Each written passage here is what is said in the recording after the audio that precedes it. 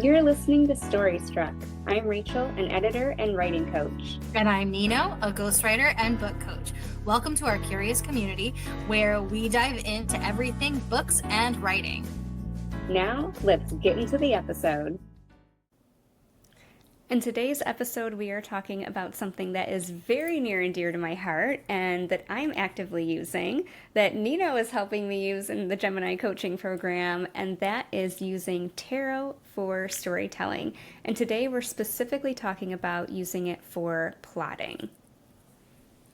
Yes, because this topic is so, it's going to be a series. Like we already know it's going to be a series because the way that we use cards in our stuff, especially like when we're doing things like my Gemini writing and my upcoming program, it's you can use these things to understand your personal writing journey, understand how to balance your energy and flow as a writer. You can use it for character development. You can use it for just so many things. So for today, it's all about plot. So and it's quite.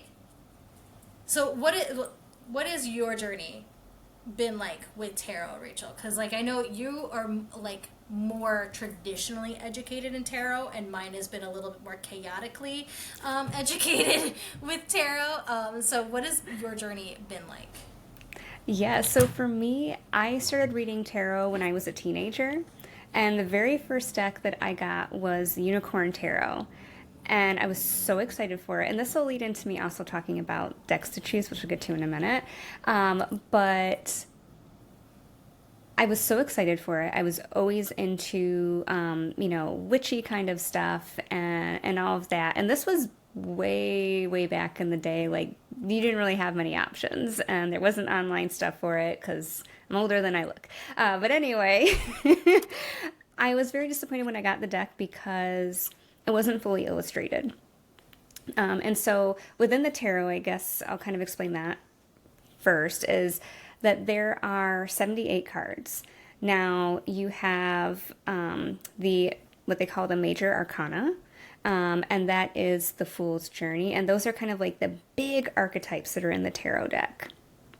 And it starts at the Fool and it ends at the World. We'll dive more into that later. And then there are 4 suits, kind of like a deck of playing cards, and each of the different suits represents different things. So within the tarot, traditionally, it is the cups, wands, swords, and pentacles. Again, we'll get to that later. Some decks have every single card illustrated, and that is how I prefer to work, in whether I'm doing readings or I'm using it for my book plotting, is to have that. So when I got this deck, it was kind of like a playing card deck, essentially, because each of the suits, it just had like 5 pentacles on it or 3 cups on it, and that was it. And I thought, oh, this is tarot? I don't really like it. I don't connect with it. It was really hard to try and remember the meanings for 78 cards, and I'm like, oh my god. So I put it away. And then I came back to it when I was in my 20s and just fell in love when I found fully illustrated decks and realized this is really neat. So I learned originally how to read it in the traditional manner, because the tarot is really full of symbology and there's so many different layers to it. I don't even know all the layers. There's a lot of astrology type hints in there. I don't know astrology, but I could learn the traditional meanings of what the cards meant. And I really liked that. And then I started to study with Biddy Tarot, Biddy, and I did her tarot certification program. And she teaches to read traditionally, but then also to read intuitively. And when I realized that I could tap into that intuition and not have to read the cards for exactly what they meant, that took my readings to a whole new level. So I read for myself and my family for a short time when I was in grad school. I read for a psychic hotline and for an app on the phone. And that was an interesting journey. Every time I talk to you, I swear I learned something new and mind-blowing about you. Yeah, so I've had a very interesting journey with reading it. And since then I've just kind of have used it for myself. And then I started to realize I could use this for anything. I'm very, very visual. Like with my intuitive stuff, it's like the clairvoyance. I won't get all into the clairs and psychic stuff today, but that means like I have that clear vision. So even for me creatively, if I see things, it brings it to life for me. So like it's helpful like if I'm building a character and I have a character sheet, like I can go find like a picture of an actor or actress that inspires that character and put them there, or like an illustration someone has done like that looks like my world, and kind of I have that as a reference tool to look at. It brings it together and brings it alive for me. So that is why I like the tarot and having a fully illustrated tarot deck, because I can see how the pictures interact, and we'll get to that later. But that is my journey from this is so stupid to holy crap, this is an amazing tool.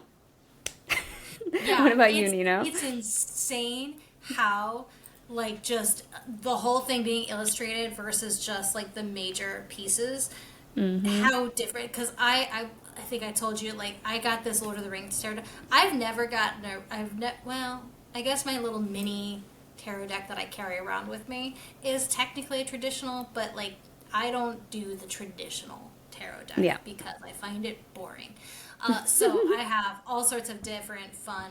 My first tarot deck was a Pride tarot deck, and it was all made by queer artists, and they were all, had like the assignment of like, these are the traditional meanings of this card. Here are some different symbols in the card, and so go forth and make art. And some of them incorporated the symbols, some of them didn't, but they all took the meaning and they turned it into something and rooted it within the queer community. And so that was my first tarot deck. Actually, I think that was my first like deck as a like person who's actively practicing things.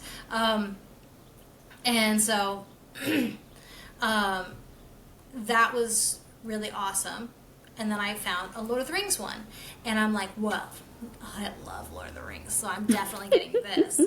And that's the way it was. Like, it was only had the major arcana, and then the royal suits were illustrated. Yeah. Everything else was just like, here are 3 cups, here you go, that's it.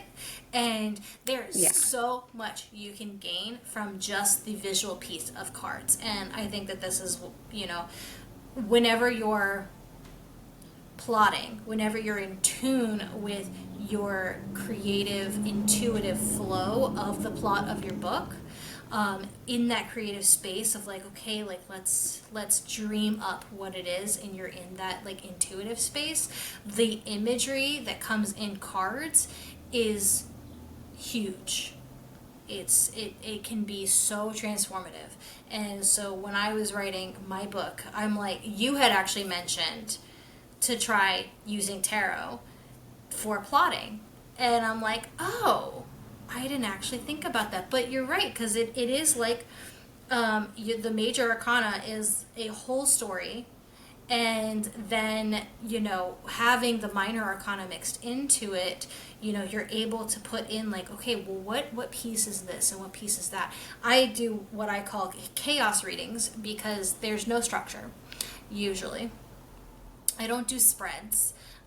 Spreads are lovely and all, and I don't even do like pulling the cards usually myself at all, unless one of them is screaming at me. I literally shuffle them up and see what flies out, and then you just go down on the ground and just like, oh, that's what you are, and stuff like that. So mine are complete chaos readings, and so when I was pulling the tarot for my book and like trying to plot it out, it was like because my book is based on mythology, and so I knew that I had certain mythological stories to incorporate, but I didn't have that many because of where I was writing my story within the mythology. It's like it's based in like this gap in the mythology that I personally feel like there's a big old gap in Norse mythology of like, character wise, why would the character like be all like this and then all of a sudden do this? Like there's a piece of the story missing that changed this character from this person to this person, and I'm gonna write what that was. And so there wasn't a whole lot of mythology to base this transformation on.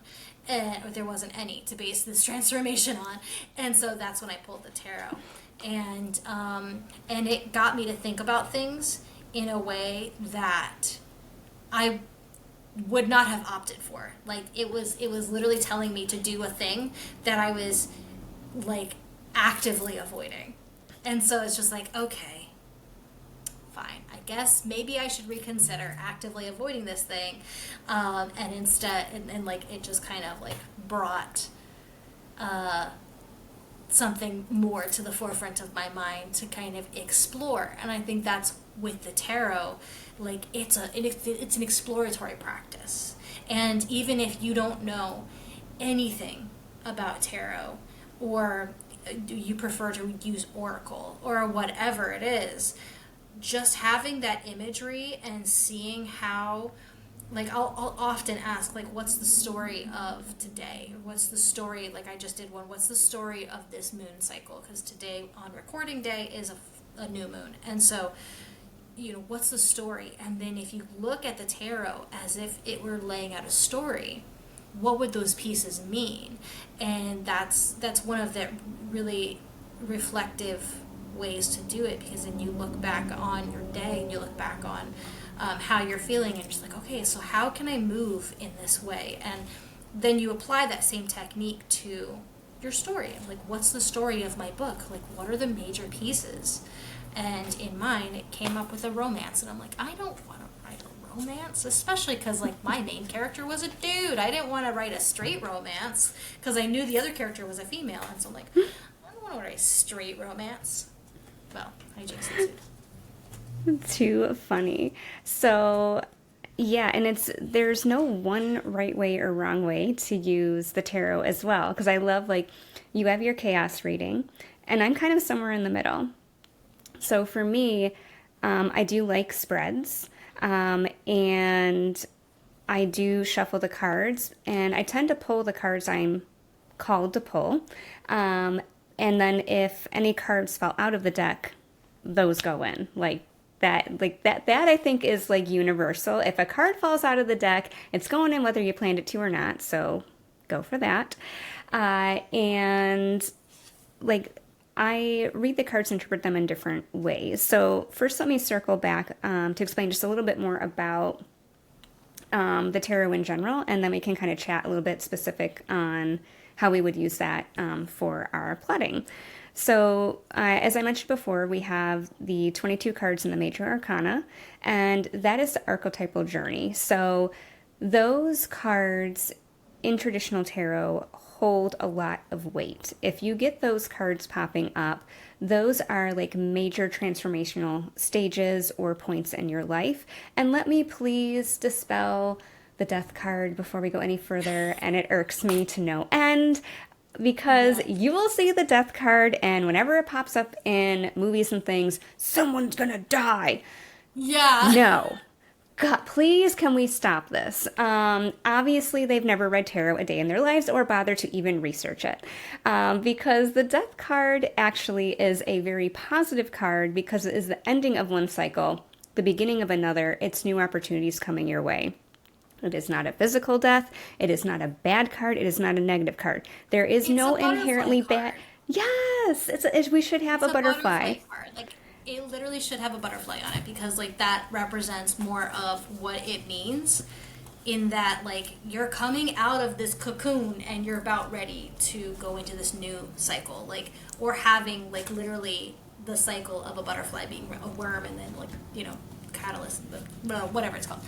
Like, Yes. that should be on the death card, because that would make it understandable for us in the modern times, at least, you know.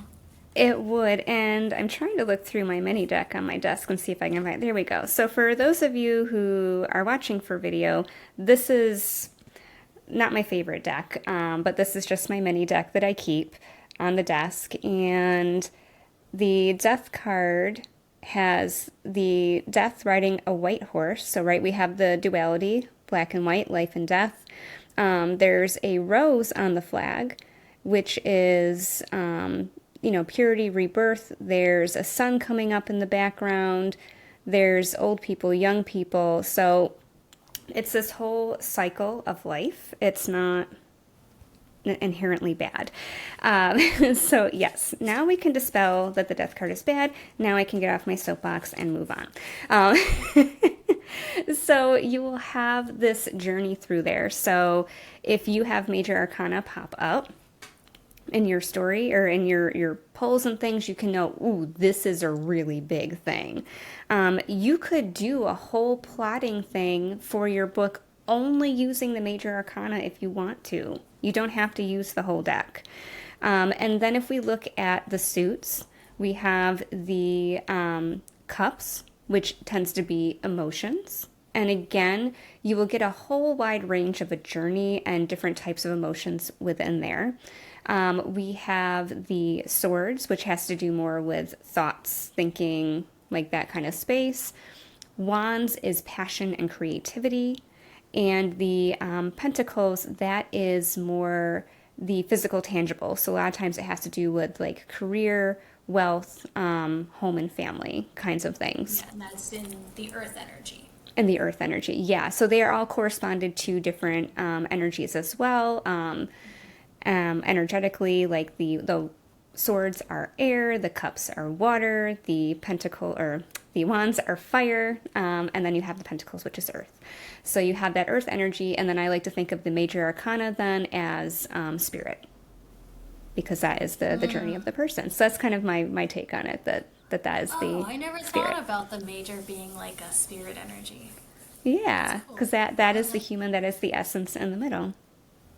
Right, Yeah. and I mean, if you look at, so that major arcana journey is called the Fool's Journey, and so if your main character is the Fool in, you know, when you're doing that spread, especially if you want to do it just with the major arcana. But if you see your main character, okay, they are the fool, this is their journey, and then you pull out different cards, you know that when you get the death card, that means that they're about to go through a major transformation. The tower card, I love the tower card because that's another one that gets a lot of negative connotations to it, and I understand why, because when you're in what I call tower moments in your life, you're just like, why is everything falling apart? Why is all of this happening? Like, I know both of us had a big old tower moment in our life this year, and in the moment, you're like, this is so hard. Oh my God, why is this happening? But then zoom out, or go down the journey a little bit longer, and it's just like all of this fell apart so all of this could fall together. And so if you're plotting your book and your character gets this tower card, then you know that this is a phase in their journey where everything that they've ever known, everything that they've ever experienced is now crumbling around them, and they're about ready to go and start building it back better. Like they have to, or something's going to come in to help that character build a better experience, a better life, or a better future for themselves. Because everything crumbled, it set them up for this new journey of rebuilding. And so, plotting out your character's journey, and you pulling those different cards, they hold like a more nuanced way of looking at it, right? There's a lot of nuance that you can put into that, which make better books. When there's more nuance, when things are less cut and dry, it creates better story. When our characters are nuanced, when our story is nuanced, it is more engaging, especially nowadays where I feel like we get story in almost everything. Like there's an entire method of marketing that is brand storytelling. There's, social media is all just a bunch of stories. It's movies and songs. Like everything is based in story. And we've kind of covered the reason why, I think, on another episode. But we need our books and stuff to have, I think, more of that depth in our storytelling, more of that nuance in our storytelling, because of the sheer volume of story that we get. We have evolved our minds to need things that are more expansive. And I think Yeah, I that tarot love is that. a really great way of finding that in your story. And then, kind of as we've already touched on, there are many different ways to use this and to interpret it and read it. So I just want to touch on a couple of ways that I work. So we already said that you can use spreads, or you can do the more of the chaotic reading. And I will include a resource, and I'll link to it in the show notes, with a couple of examples of spreads, and then just a little cheat sheet for you of a breakdown of like major arcana, and then just essentially what the different suits mean, just so you have a cheat sheet. And eventually there will be a course, but that is down the road. But we'll get you started off with a couple little resources here. And so when you are looking at the cards, you can interpret and read them in different ways, whether you're doing a spread reading or a chaos reading. You can read by the actual meaning of the card. Every card deck comes with a book, whether it's what we call the little white book, it's the little tiny small one, or some decks also come with larger books, illustrated books, or you can buy them separately, but they will always, always come with your little white book that will get you started, and there's tons of resources online. So that is one way to interpret your card, is traditional meaning. And you can get as deep or as simple as you want, because you can go even deeper. Or you could do what I call like the intuitive method, which is what is standing out to you right now. So let's see. If I pull a card here, and if you're listening, it is the Ten of Cups, and there's a rainbow, there's 10 big cups in it, there's a family dancing and celebrating, beautiful jovial scene. This is a card of just like absolute wonder, bounty, like you've made it, you got it, like woohoo, awesome stuff. Yeah, when It's people say very happy. abundance, it's this card. Like this Yes, card is what this, people mean by abundance. It is fulfillment. It is love. It is like everything. yes. So I could look at that and be like, okay, this is a moment where, oh my goodness, everything is beautiful and grand. And even if this falls like right before a totally disastrous scene, that's awesome, because you know what? They're so stoked the world is great, and you're about to rip it out from underneath them and create some tension and flow, right? So that would be if I go with traditional meaning. Okay. If I'm just looking at and see what appeals to me, I might look at this and I might see that there is a river kind of running in the background, and there's just this scene, and I'm like, oh, they're watching someone go away. Someone is going down this river and they're waving goodbye to them. They're happy for them, but they're going away. So, right, you could take different meanings. And something else I like to do is when I have the spread laid out, is you can also look at how do the cards connect with each other. So if you have cards with figures on them, are they looking at each other? Are they looking away from each other? Is one looking at one and the other's looking away? Are they looking towards the past? Are they looking towards the future? Like there's so many different ways that you can look at the cards and interpret them. And there, like we said, there's no one right way, wrong way. It's whatever way works for you. I feel that the tarot is a little bit easier barrier to entry if you want to use cards for reading than an oracle deck, because there is a lot of structure in the tarot. There's a lot of archetypes, there's a lot of imagery, and even the smaller, the minor arcana, there is still a story that tells itself through the cards.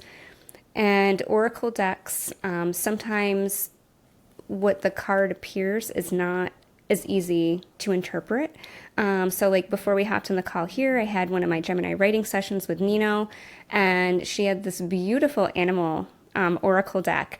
And for me, I look at it and it does nothing. They're beautiful, but it doesn't feed my creativity. Like I don't quite get it.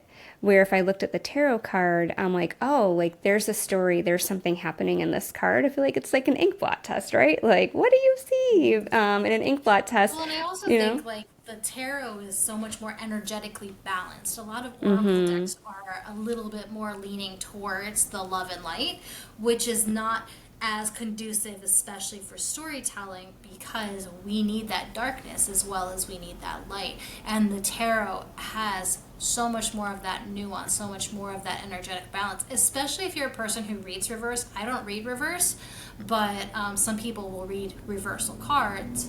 And that gives them even more of that darkness and light and gray and all of those things, where a lot of the oracle decks, a lot of oracle decks are very like, here's one or two or three or four negative cards or darker cards and stuff, and all the rest are good, because they're trying to encourage that positive thing, which is great for like personal life stuff, but not always so much for story.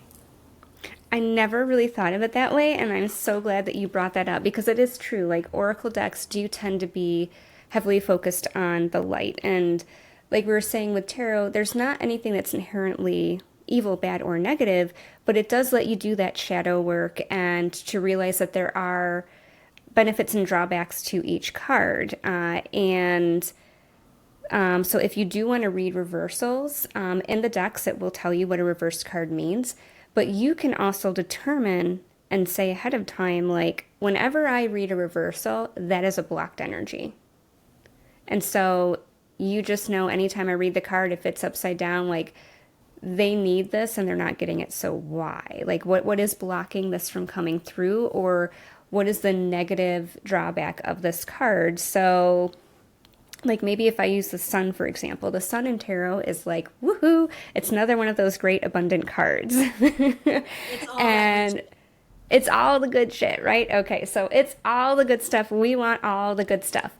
But what could be like kind of a reversal of that? Like maybe we're too focused on the material, or maybe we are in that toxic positivity. It's all rainbows and sunshine all the time. I'm not going to deal with this thing that happened. And that's not healthy and that's not safe. We need to have that balance. So that is kind of one way that I look at reversals for myself is what is the blockage here that's either preventing me from getting that, or what is the blockage of the opposite side of the spectrum if this card is taken to excess. So that can be kind of a fun way to play with it. Yeah, and I think with tarot especially, right? If you're a more analytical person, in general, you are still learning how to tap into your intuition and that intuitive creative flow and stuff. This is not your natural territory. Then having the tarot, for one, having these more structured meanings, right? More symbolic things that you can pull on. And then like reading reverse to have it be a little bit more clear cut. Because like I know for me, if I'm reading the tarot cards and stuff and it's like the reverse meaning, I feel it as the reverse meaning and stuff. But some people who have not connected with their intuition deeply yet, having that reverse meaning there, seeing like I have a whole freaking trauma response to the Three of Swords, but that's a whole nother story. But like if if I see the Three of Swords, I instantly get triggered, of like, oh my god, someone's gonna die because I got the Three of Swords and then someone died. But then like if I see it in reverse, it calms that immediate like jump in my brain, and it calms that and says, okay, no, this is a time for healing. This is, because it's like you see that reverse. And so for the people who don't know, a Three of Swords is a heart being stabbed by three swords, and then the heart's bleeding. And so it's kind of like, it's very self-explanatory. Of like, it's a heartbreaking, grieving, sad card. And so in reverse, those swords would be falling out, and allowing for a time of healing and stuff. And so, and that's what I mean by like the cards are so balanced, because, every card has that shadow and light side, but, and then all you have to do is like kind of tune into it, or you just read reverse and it kind of tells you and stuff. But I feel like I was going somewhere else with this, but I think that, you know, that's maybe why, there it is. That's why I think the tarot is really, really good for not only storytelling, but also for people who are more analytical minded, but want to come into more of that intuitive flow space. Yeah. So I think now I'd like to kind of walk through like my analytical way that I would use the tarot, kind of for spreads for plotting, and then hand it off to you, Nino, to kind of talk about, the process you just used with me that was more like chaotic and like it had a totally different flow.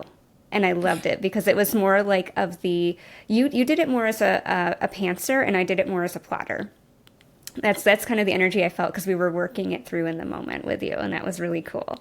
So for me, for plotting, I would tend to use spreads, and I could use it two different times. So I could use it anytime, but like we'll just talk about two that I think are some really good ones. So the first one would be for plotting the arc of the story, the whole thing. So whether you're doing the hero's journey, you're doing Blake Snyder's Save the Cat method, you could pull cards for each of those critical points in the book. And you can look at that. And if you want to pull more cards for in between, you can. But if you just start there, that would be a great starting point of seeing what each of those cards would mean in that spot. Then you could also do this on a chapter or scene level as well. And you can pull cards of saying, and I'll put this in a sample spread for everybody, of a couple ideas, but you could do like, where's my character now? Where are they going to be at the end of this chapter? What's kind of the inciting incident? And then you could pull cards for like, what's holding them back with this? What's going to help them in this chapter? And you can kind of use that to get a feel for that specific chapter. So I have my little deck here. So I'm going to pull a couple cards and we'll do a little sample thing on the fly. All right.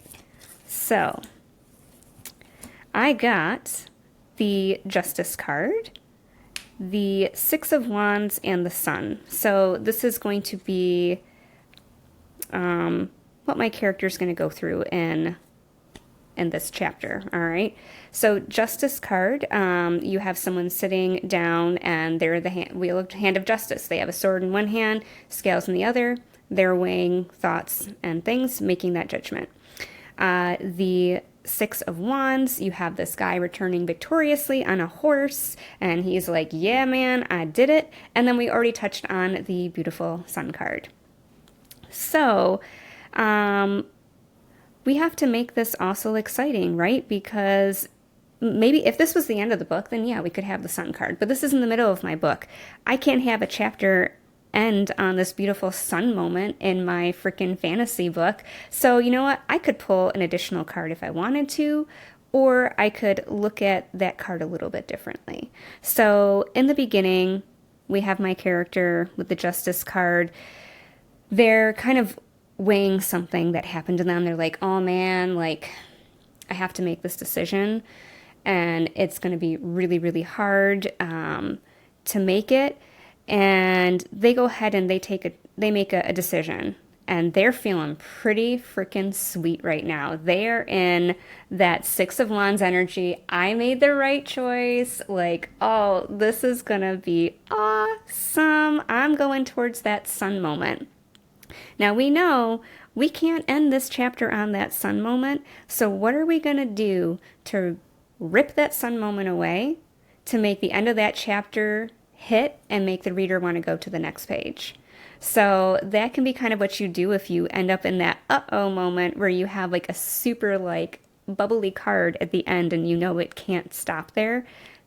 What would you do on the flip side? What would you do to take that moment away? So that's just like an on the fly kind of how I could use that for a story I'm not even writing. Well, Nino. also, like, there's so much of there's so much subjectiveness still. Yes. Right? So you said those cards, and the storyline that my brain came up with Yeah, let me was hear. that there is a social imbalance within this world, and our main character has now gone to battle for the hierarchy, the bad guys who have power, right? The corrupt politicians or whatever have started a war, and our main character has now gone into battle and successfully led this battle and is now in like this victory moment and stuff. And so now they're like feeling themselves and like, yeah, it's all great, it's all rainbows and sunshine, except for it's not. Except for internally they're feeling this hollowness, this wrongness inside, but on the outside it looks like you literally can't be, any better. And it's like the song Lucky, that from Britney Spears, right? How in that music video, right, it showed her as like this beautiful star that's like, oh my gosh, she's so beautiful, she's so this, she's so that, and she's like the it girl. And on the outside it looks like this big beautiful success, but on the inside she's like lonely and heartbroken and stuff. And so that's the story that my brain came up with those 3 cards.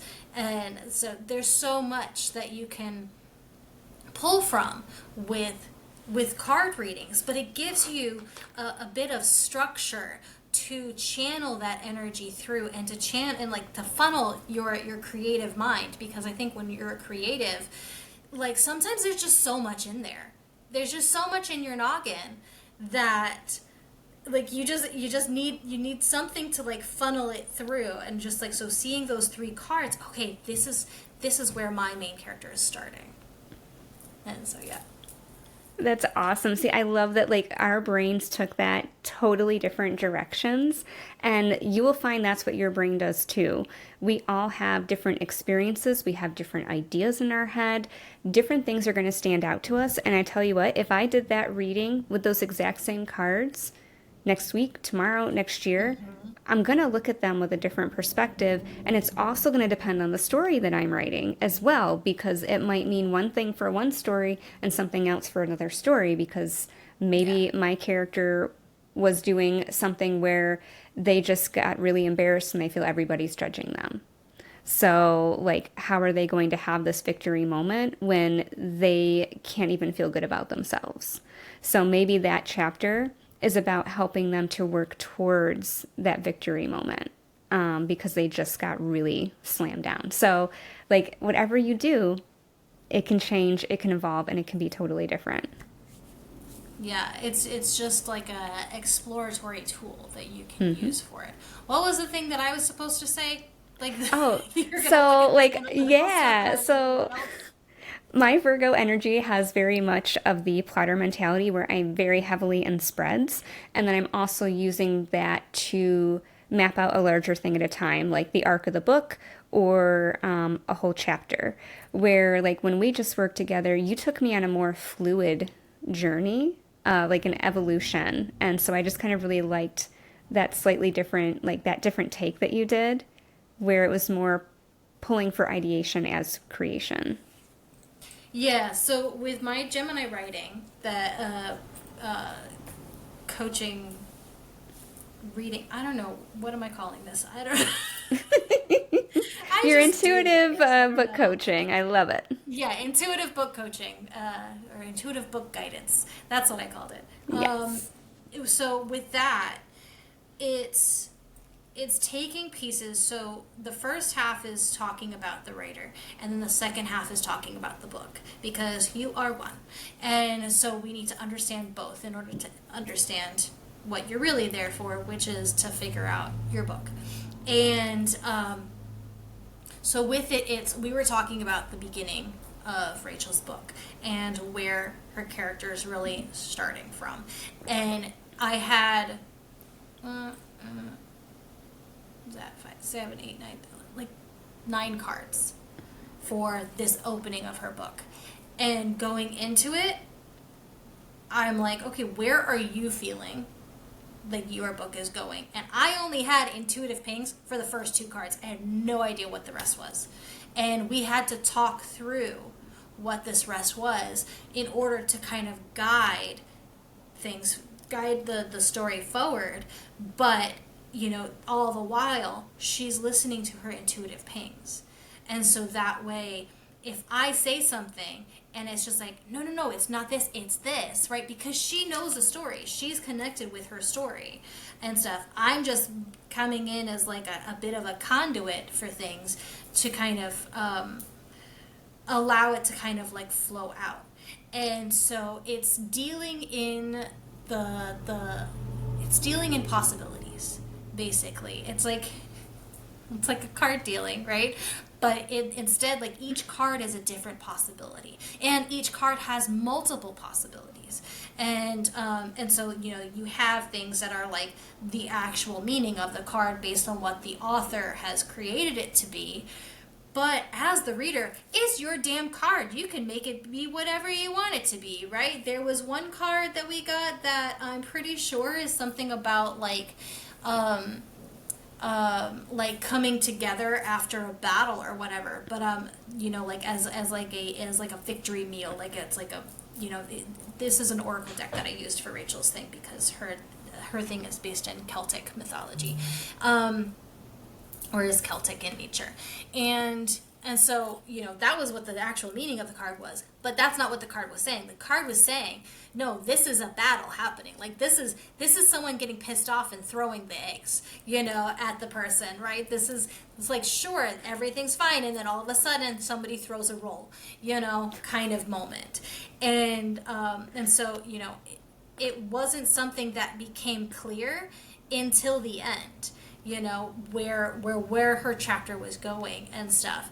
And I don't know, it's like, for me, reading those and reading it in that way is like, when like Frodo looks into the big water thing with Galadriel and he's just like getting like these like flashes and it's like kind of murky and stuff, and it's like the fluid water moving and stuff. That's what happens when I'm like reading those things. It's like getting clips of a movie through water, like watching it in water.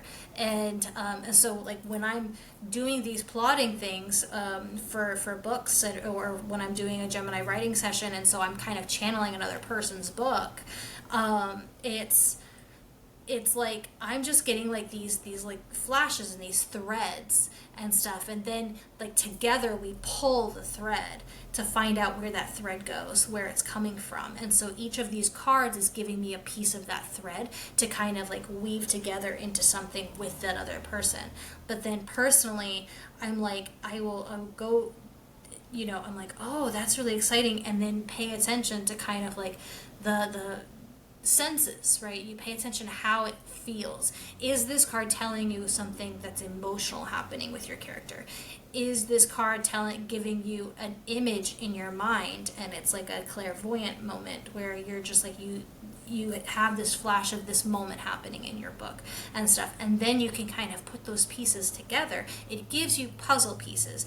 You're the one who actually constructs the puzzle pieces into your book, but it gives you those puzzle pieces to go off of. So it's definitely a lot more of like floating down the river instead of having that like going on a hike. I feel like that's Rachel's thing is going on a hike. Mine is going on a river. You never know if there's going to be rapids, but hopefully you brought a life jacket.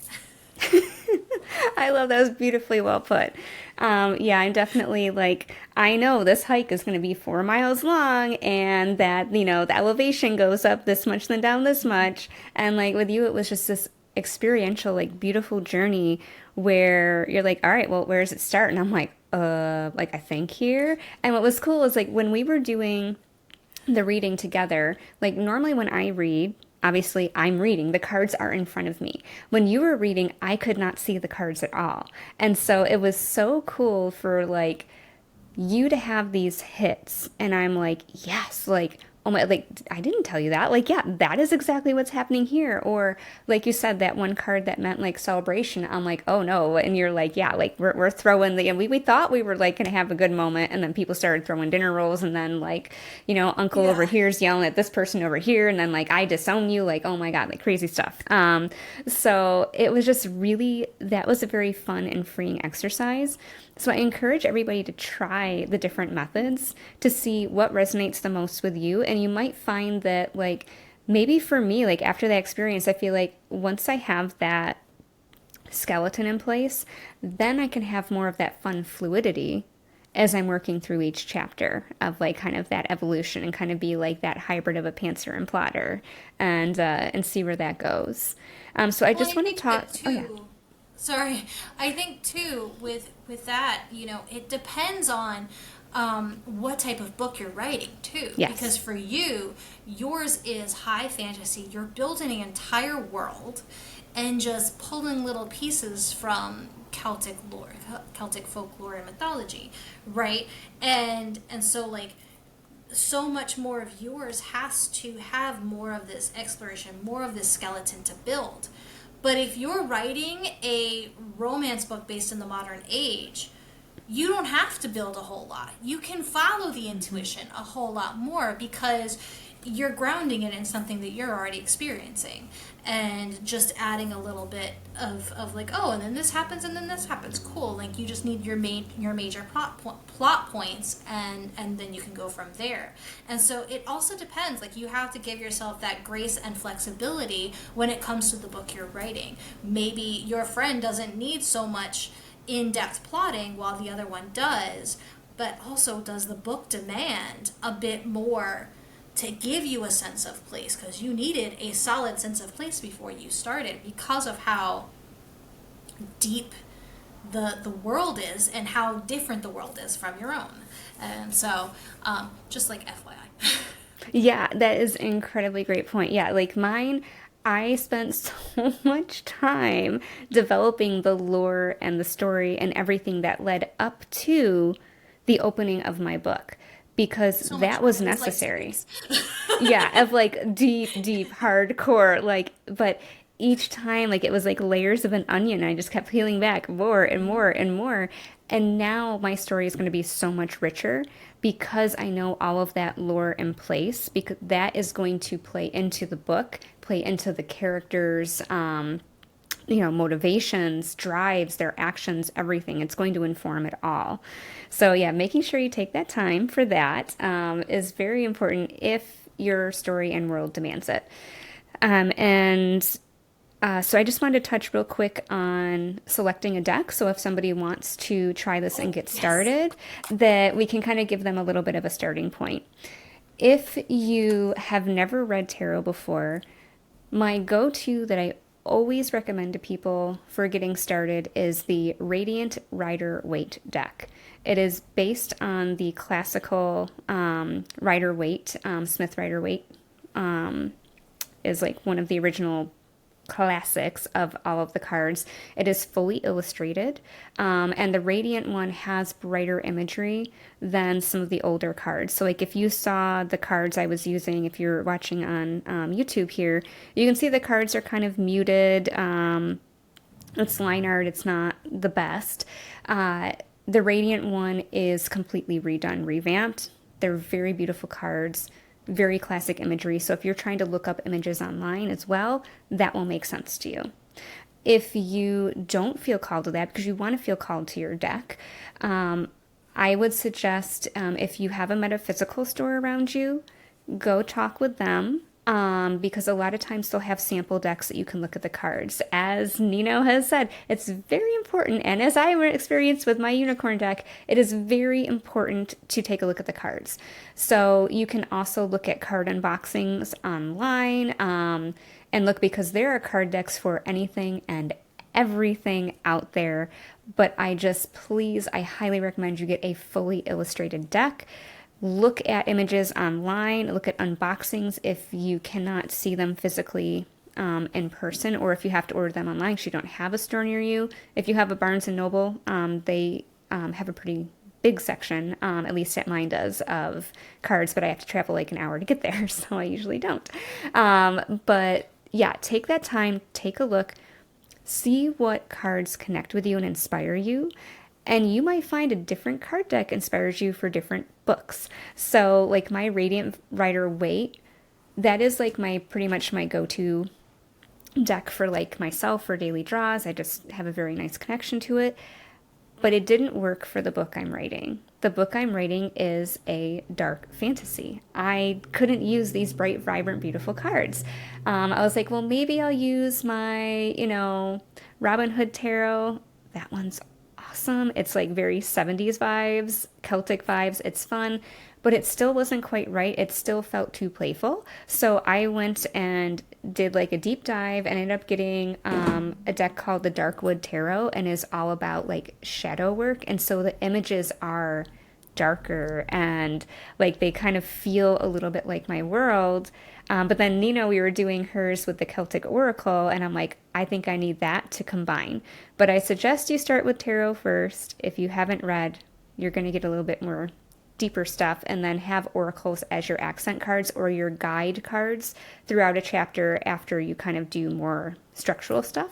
At least that's what works for me. So that is my suggestion when you need to find a deck, to make sure you can look at it, feel it, or at least look at it online, just to see how the cards look. Because I've had some where I loved like the major arcana, or I liked the minor arcana, and then like some of the other cards I'm like, ew. I just saw one card and was like, ew, I don't want that deck. I have had that happen too. I'm like, how could you do that? It was because I'm a big Marvel fan and stuff, and it was a Marvel tarot. I'm like, yes. And I was so mad. I'm like, what? Why would you put them there? That doesn't even make any freaking sense. That is not. I'm like, do you even know tarot? Yes. I Oh was my God. I very see that so insulted. much too with those, because I get excited. I'm like, oh, it's like this thing. And I'm like, that's so cool. And I look at it and I'm like, that is 0 cents. I Zero was so cents. You mad. It just was the randomly Loki slap card. stuff up. Oh, Yeah, of it was the course. You, Loki card, and the Loki card was like the devil card. And I'm like, how dare you? That is obviously Thanos, like with the yes. control and the like, nope, everyone has to do what I say. Like, that's obviously Thanos. Like, Loki is the fool. like, Ooh, and I was thinking Loki is the moon because it's all about like illusion and all these things. oh, Ooh, yeah. ooh. No, that's true. That's true. Yeah. Yeah. So, anyways, but, oh, I was gonna say something and I got distracted by Marvel. Dang. So yes, we were But talking about selecting card decks. yep, it had something to do with that for sure. I don't remember what it was. It, like the big thing is like to definitely follow which one is drawn to you. Oh, there it goes. I found it. It Yes. was I use the oracle opposite of what you had said, where you do the Oh, tarot and okay. then you do like oracle to explore. I'll use the oracle as like, listen, I'm stuck in this chapter. Like, give me some idea of what this chapter embodies, like the total embodiment of this chapter, and I'll pull a single oracle card, and then I'll explore that oracle card through tarot. So the oracle Oh. card gives me like the overall energy of that chapter, but then the tarot gives me more of like those plot points and what transformation is happening and things like that. And so I do it the reverse way, because of course I do, because we do everything opposite. Right? But I We're like so love opposite and the that. same. Oh, I love that. Okay, I am so doing that because that makes total sense in my head of getting that vibe from the oracle and then laying out like the journey and the tarot. Yeah, that's even what I do Ooh. with my own like personal readings. Yeah. Like when I do my daily readings, I'll pull the oracle card usually first, unless somebody else is screaming at me. But and by somebody else, I mean one of my decks. So if you don't understand me, that's fine. And so like I'll pull an oracle card first, and then I'll say like, okay, so what is my message of the day? So it's like, what is my card of the day? And it'll be the one oracle card, and then what is my message of the day, and it'll be however many tarot cards come out. And so that's kind of how I do it, because I think that the oracle has a lot more of that overarching, like just general energy to it, where the tarot has so much more detail that you can draw from. So, obviously, this is a subject we really, really like and talk about a lot. Me being that more intuitive book coach type of person, and Rachel being this amazing tarot reader and writing coach and stuff. We're definitely going to do a lot more of these for sure, because I think having a tarot for character development, for your character arc, for your character, who their character, I mean, there's so much you can do, just like determining who your character is, because like you said, tarot has those pieces of astrology to it, and so you can take the major arcana as like the major ones that have associations with astrology. I think everybody, all of them do, but like the ones that are like ruled by planets are like the major arcana. And so you could take that major arcana and like tell me about how my person thinks and see what card comes up. And it's just like, okay, you have this card that's ruled by Mercury and then this card that's ruled by Sagittarius. So they have their Mercury in Sagittarius, and then what does that mean? So we can do so much. Let us know in the comments or email us at the email that we have linked below to like tell us all of the things. Tell us all your takes on this, what you took from it. If you want more of this or more things like this, this is something that we both could literally talk about all day long, because we kind of do. Yes, and if you want to nerd on it, like I totally encourage you guys, reach out to me on Instagram at author Rachel Claire, and I would love to chat more about it. Know what things you want, because I am developing a course that's going to be for this. So if there's burning topics that you want to know about, I want to know, so that I can make it the best it can be. And I'm developing a group coaching, a 12-week group coaching course. What are they called? It's not a course. It's just me. But I'm developing this 12-week group coaching program. There it is. That is all about finding that intuitive creative flow. So if this is something that you feel really, really stuck on, please reach out, because that is in development right now. And so if you are like Rachel and have a super brilliant mind but are hyper analytical and want to tune more into that intuition, let me know. Heck yeah. All right, well, I hope everybody enjoyed this today. Yep, we have all of our stuff linked below. If you want to follow us, email us, tell us that we're trash. I don't care. Just say hi. Alrighty. Thank you for listening. Check out the show notes for details and links from the episode. And don't forget to subscribe and follow for more. Special thanks to our composer, Micah Silverstein. Enjoy the rest of the music.